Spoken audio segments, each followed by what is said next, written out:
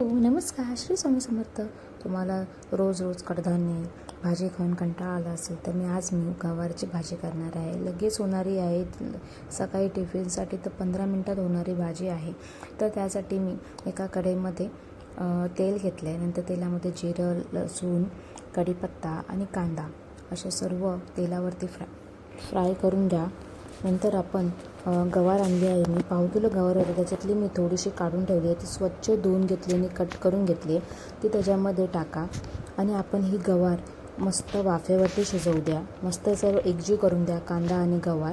त्याच्यावरती झाकण ठेवा आणि ती पात्यावर थोडंसं पाणी टाकून वाफेवरती शिजवून द्या.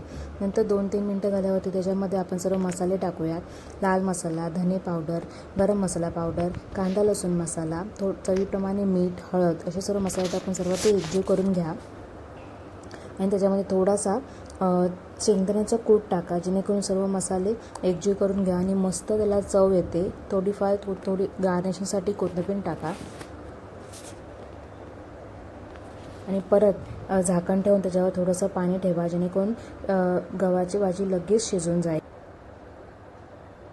हे माझी व्हिडिओ जर तुम्हाला आवडली तर नक्की लाईक करा, शेअर करा, सबस्क्राईब करा आणि ते सबस्क्राईब केल्यावरती तिथे बेल आयकॉनवर क्लिक करा, जेणेकरून मी नेहमी व्हिडिओ टाकेन ते तुम्हाला तुमचं नोटिफिकेशन येईल. आपण भेटूया नेक्स्ट रेसिपी ब्लॉग व्हिडिओमध्ये. तोपर्यंत माझ्या व्हिडिओ बघत राहा. Bye bye.